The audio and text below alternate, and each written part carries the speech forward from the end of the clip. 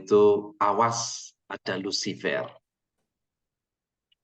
Mungkin judulnya tidak perlu diperbincangkan mengapa judulnya seperti itu, namun yang ingin saya sampaikan dari permenungan kita kali ini adalah bahwa kita dalam kehidupan ini ada dan selalu di dalam godaan, di dalam eh, seperti ditarik oleh satu kekuatan yang bukan dari Allah.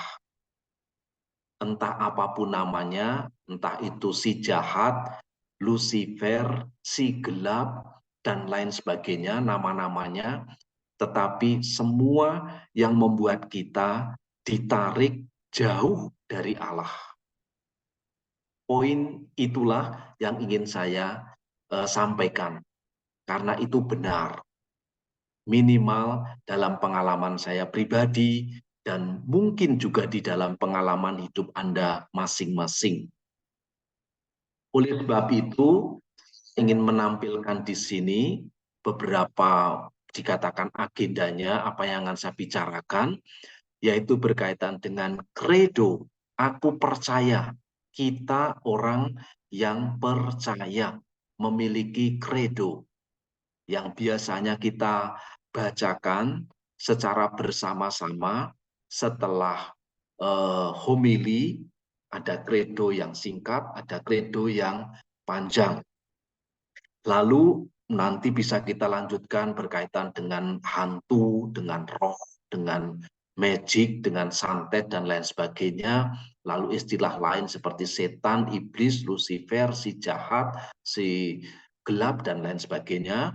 Kemudian roh baik, roh kudus yang seringkali bagaikan cahaya dan bayangan antara terang dan gelap, antara siang dan malam.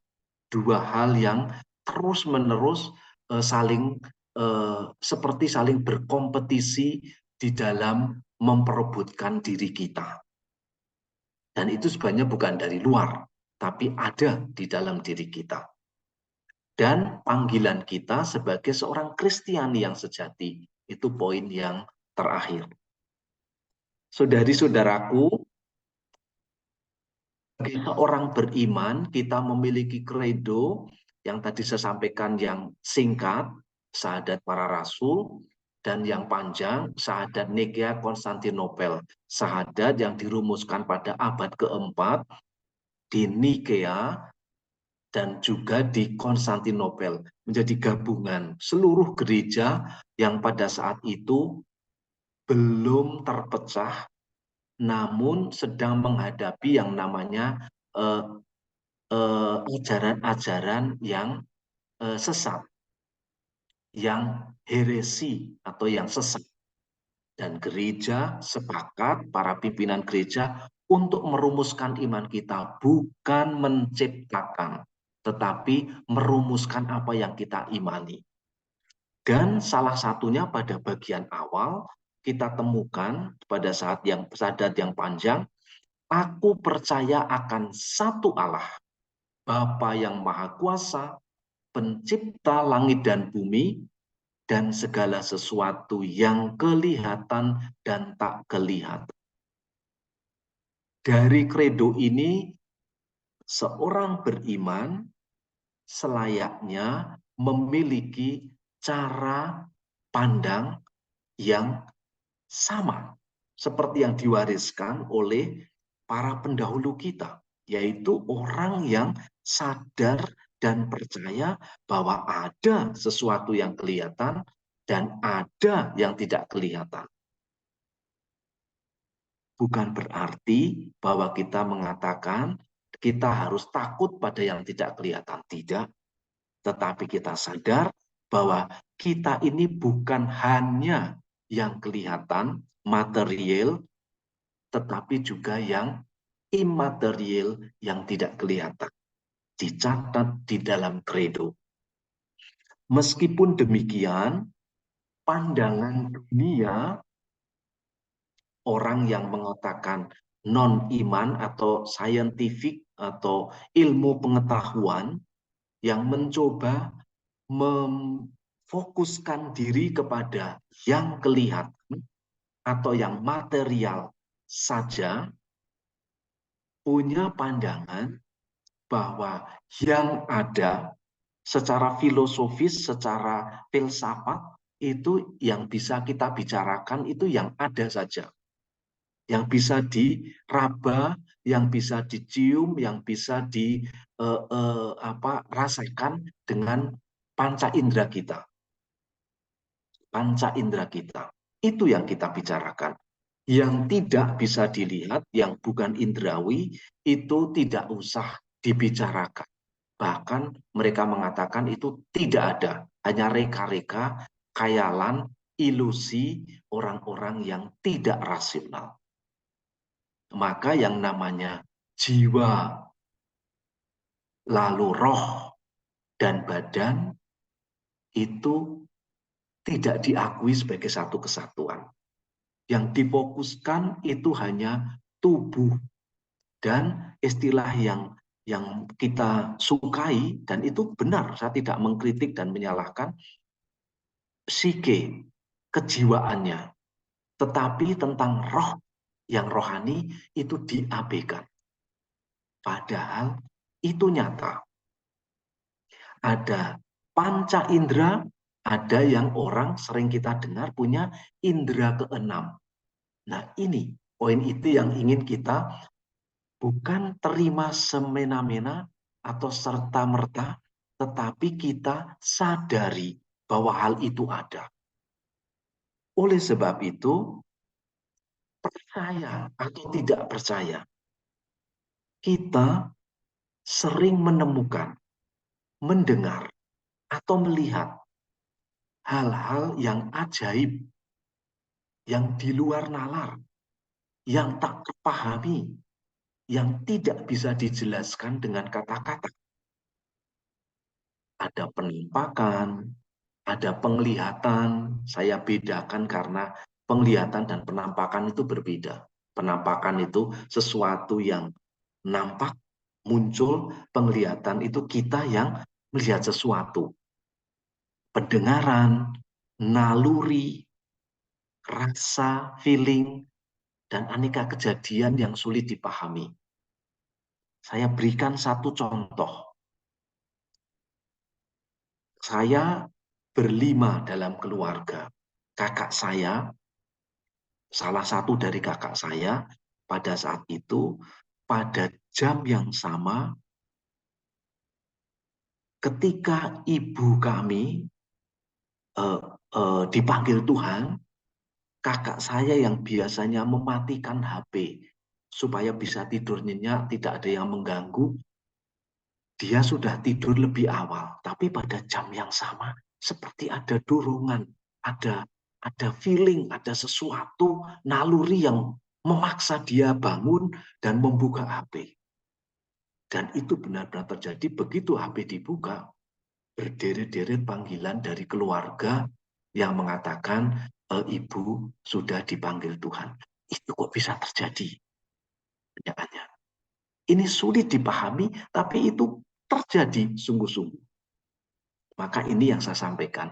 Maka kita dari sini tidak hanya memfokuskan diri kita pada yang indrawi dengan 5 indera kita, tetapi juga sadar bahwa ada yang di luar indera kita yang membuat kita hidupnya lebih lengkap, membuat hidup kita seperti dalam kredo itu mengenali yang kelihatan dan yang tak kelihatan, dan kita percaya itu ada.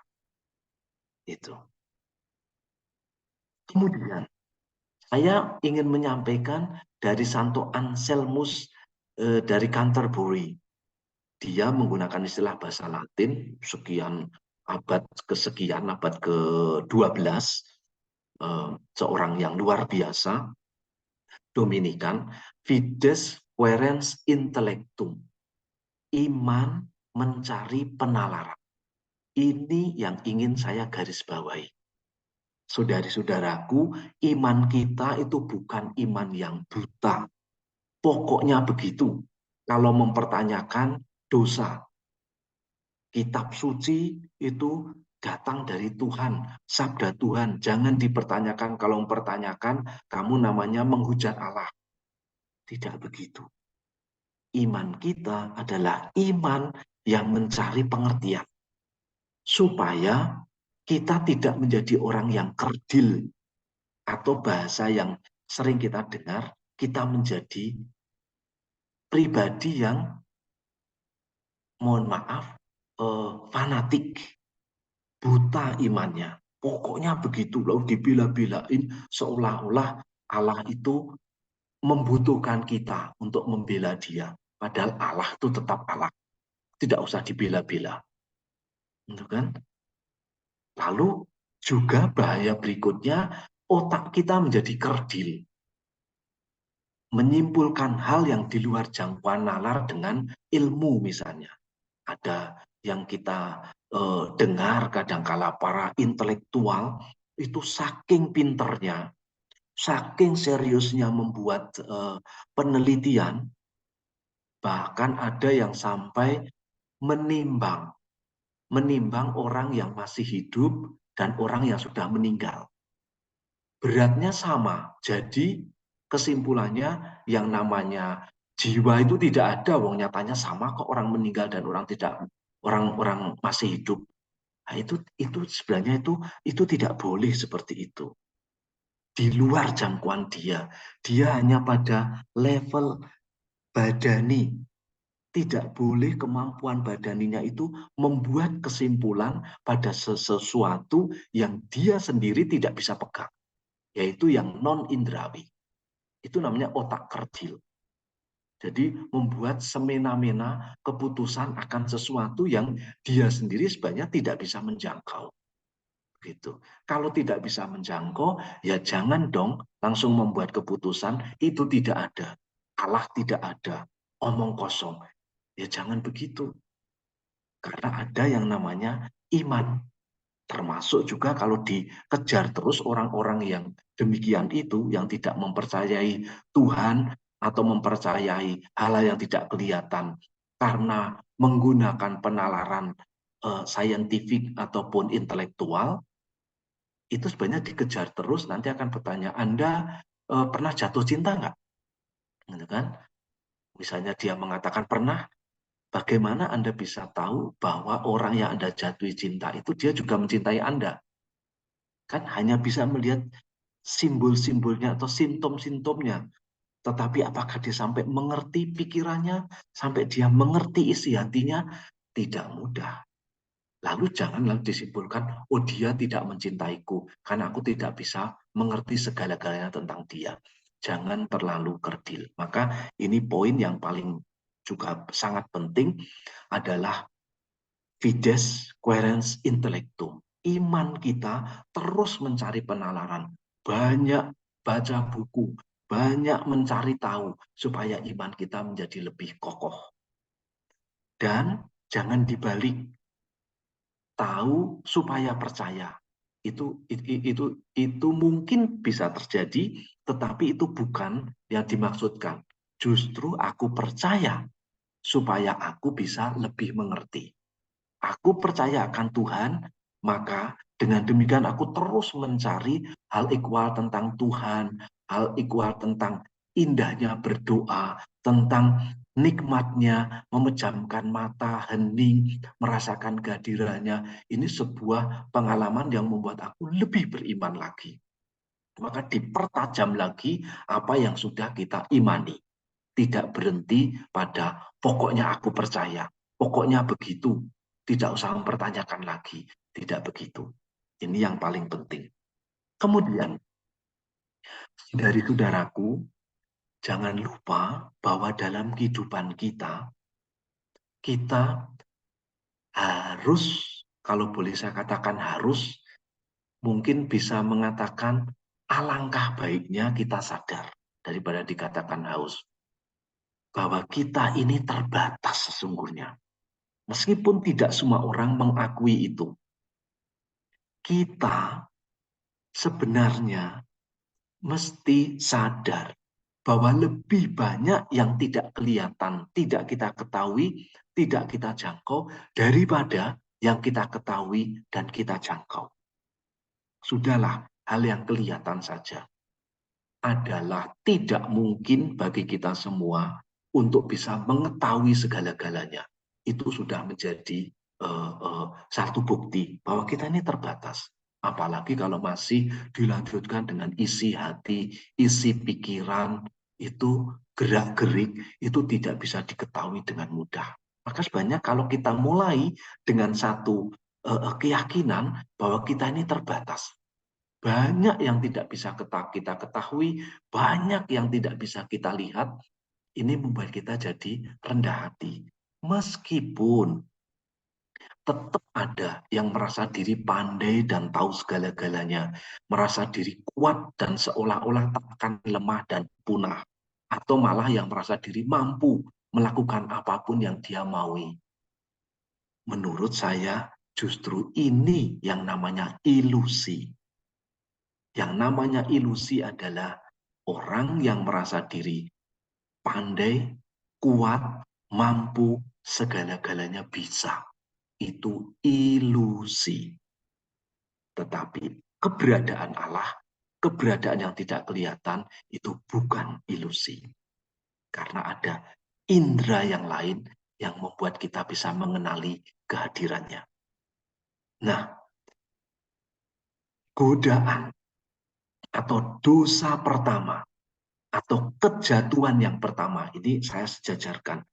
Tergoda, berdosa, dan terjatuh, itu sumbernya pada manusia perdana, Adam dan Hawa. Apa sih sebenarnya yang menggodai kita, yang membuat kita berdosa, dan membuat kita jatuh adalah seperti kata-kata ular. Sekali-kali kamu tidak akan mati, tetapi Allah tahu bahwa pada waktu kamu makan buah itu, matamu akan terbuka dan kamu akan menjadi seperti Allah, tahu tentang yang baik dan yang jahat. Inilah kecenderungan kita semua untuk menjadi seperti Allah. Kalau tidak mau dikatakan ingin menggeser posisi Allah. Kalau malah istilah yang dipakai di dunia Eropa itu melempar Allah keluar dari jendela, dibuang keluar sehingga rumahku, bosnya, Tuhannya aku. Itu. Jadi kegodaan sejak awal adalah menjadi Tuhan. Tuhan dengan T besar dan kita itu Tuhan dengan T kecil. Aku tuanya, aku yang mengendalikan segala-galanya, aku tahu segala-galanya, aku bisa segala-galanya. Tidak usah dihubung-hubungkan dengan atmosfer pemilu, tetapi boleh kita rasakan. Kadangkala ada seperti itu. Godaan untuk menjadi yang super, menjadi yang pertama. Ambisi untuk di atas, untuk terus-menerus berkuasa, untuk abadi, padahal tidak ada yang abadi. Nanti akan sadar bahwa aku terbatas. Meskipun ada yang harus dipaksa sadar, entah karena sakit, entah karena kemalangan yang lain, akhirnya terpaksa sadar bahwa oh iya betul, aku ini amat terbatas. Tapi godaan untuk terus menggeser Allah atau menjadi seperti Allah, tahu yang baik dan yang jahat, maha kuasa, itu selalu ada dan itu sumbernya. Justru kuasa itulah yang paling besar menjadi godaan bagi kita. Kemuliaan itulah yang paling kehausan, yang paling tak terpuaskan. Ini yang ingin saya sampaikan. Mengapa hal ini saya sampaikan? Karena disitulah yang menjadi medan pertempuran antara si jahat dan si baik bagi kita. Namun sebelum itu, kita lihat dulu. Yang ringan dulu. Ibu bapak, saudari-saudaraku kadangkala mendengar, oh ada hantu di sana, ada ada pocong di sana, ada tuyul di situ, ada magic di situ, ada santet, ada orang kesurupan dan lain sebagainya. Ibu bapak yang terkasih, kita orang beriman. Seperti kata bapak saya, ketika waktu itu saya ingin meminta bapak saya mantra untuk kekuatan saya, karena saya waktu itu masih SMP. Ingin nanti kalau kerja saya dengan baca mantra, puasa 3 hari, saya bisa dapat pekerjaan yang bagus. Bapak saya menjawab, anakku, kamu sudah terlanjur dibaptis. Kalau kamu tidak dibaptis, ku kasih mantra itu. Tapi kamu sudah terlanjur dibaptis. Baptismu itu sudah segala-galanya. Ibu bapak yang mengatakan itu adalah bapak saya yang bukan Katolik. Seorang Buddha bisa mengatakan itu. Baptis itu sudah cukup untuk segala-galanya. Maka yang paling utama, tidak usah takut kalau Anda sudah dibaptis. Tidak usah takut. Dan bagaimana menghadapi semuanya itu? Dengan doa. Seperti kata Tuhan, jenis ini tidak dapat diusir kecuali dengan berdoa dan berpuasa. Banyak berdoa. Kalau perlu, tambah berpuasa kalau Anda merasa ingin membarui hidup. Kalau Anda merasa ingin hidupnya menjadi jauh lebih bebas, banyak berdoa. Ini saja, sangat mudah untuk hal itu. Ya, kalau merasa kok masih tetap merasa nggak nyaman, berdoa lagi. Seperti itu. Kemudian, dari saudaraku, berdoa ini menjadi sebuah anjuran yang Tuhan sampaikan agar kita ini tidak jatuh dalam pencobaan. Tadi itu yang saya sampaikan, godaan pertama itu. Karena godaan pertama itulah yang menghancurkan kita. Merebut kemuliaan Allah. Itulah yang paling berat dalam diri kita. Mohon maaf, jangan hanya disempitkan godaan kita karena urusan-urusan badani, keinginan-keinginan badani seperti yang saya tulis di situ. Tetapi justru yang terbesar adalah seperti godaan Adam dan Hawa, merebut kemuliaan yang hanya milik Allah, bukan milik kita. Namun roh itu penurut, sementara daging kita itu lemah sekali. Roh ngikuti saja. Itu. Namun dari situ, ibu bapak, saudari-saudaraku, kita harus ingat seperti yang tadi saya sampaikan, Kristus. Kristus yang sudah kita terima, Dia yang memerdekakan kita. Maka ibu bapak yang terkasih, saya boleh bersaksi, kita ini sebenarnya, sesungguhnya orang-orang merdeka. Jangan mau dijadikan hamba, atau mohon maaf kata kasarnya, budak si jahat. Begitu merasa diri kita ini diperbudak oleh si jahat, ajar dengan doa-doa yang kuat. Kalau perlu berpuasa, usir semua roh itu supaya tidak berkuasa bertahta di dalam hatiku. Jangan dibiarkan kita menjadi hamba dosa atau hamba roh jahat. Tapi kita boleh menjadi seperti Maria, hamba Allah. Ini yang menjadi luar biasa. Hidup kita dikuasai oleh roh dan dipimpin oleh roh. Maka seperti Paulus pada surat kepada umat di Galatia mengatakan, jangan gila hormat. Itu yang tadi saya sampaikan, merebut kuasa Allah. Ini meskipun barang tidak ada harganya, hormat itu dikejar-kejar banyak orang. Meskipun tidak bisa diselidiki oleh KPK atau ditulis dalam harta karena dia seorang pejabat, tapi gila hormat itu dikejar semua orang.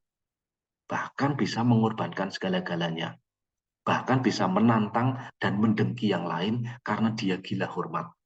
Ini jangan dianggap enteng. Jangan dianggap bahwa godaan kita itu hanya masalah duit, hal yang bisa diraba atau bisa dihitung. Gila hormat itu juga salah satu. Karena godaan tadi, Adam dan Hawa itu.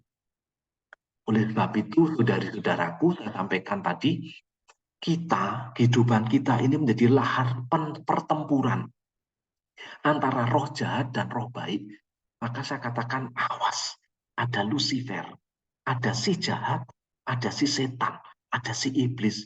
Karena kita tuh setiap hari bagaikan dijadikan lahan pertempuran, ajang pertempuran antara Roh Kudus yang diberikan Tuhan bagi kita.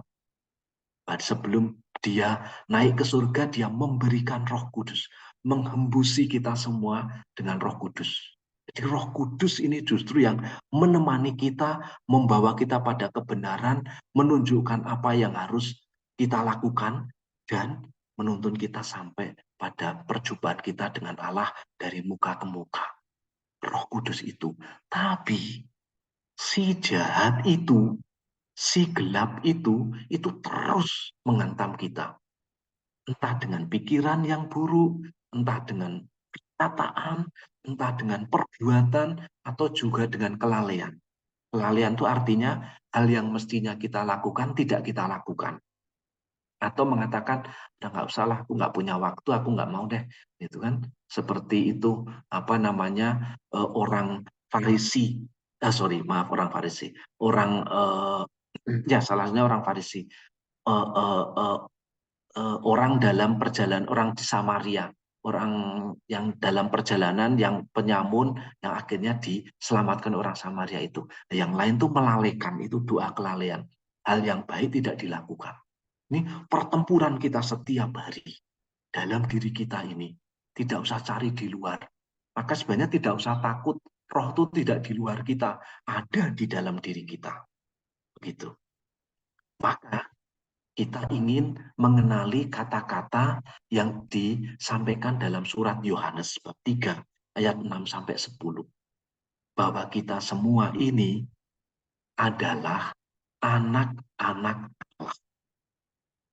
Anak Allah itu tandanya berbuat kebenaran.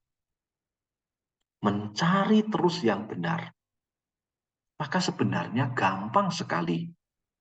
Diam dulu setiap hari lalu bertanya, aku tuh sebenarnya benar nggak sih jalanku ini?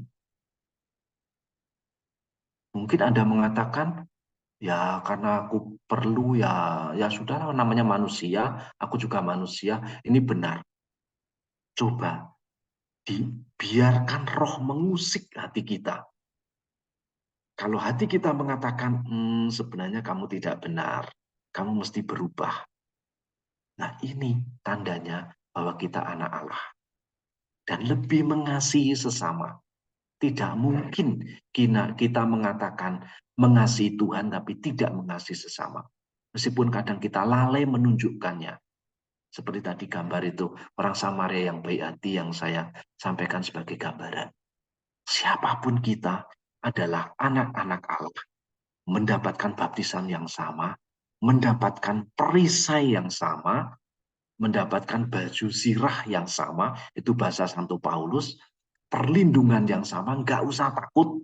Yang namanya setan, Lucifer, dan lain sebagainya, dilawan dengan iman, dengan doa rosario, dengan salib, dengan air suci, menang kita.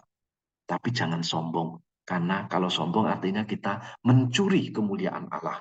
Gila hormat, tidak. Tetap rendah hati pada kebenaran dan setiap hari mengecek. Tuhan, bantulah aku agar aku makin hari makin hidup dalam kebenaran. Inilah yang ingin saya sampaikan. Mungkin masih ada banyak hal yang bisa dibahas di kesempatan lain, tapi minimal itu. Awas, ada Lucifer, dia tidak di luar kita. Dia ada dalam diri kita, ingin menggodai kita supaya kita jauh dari Tuhan.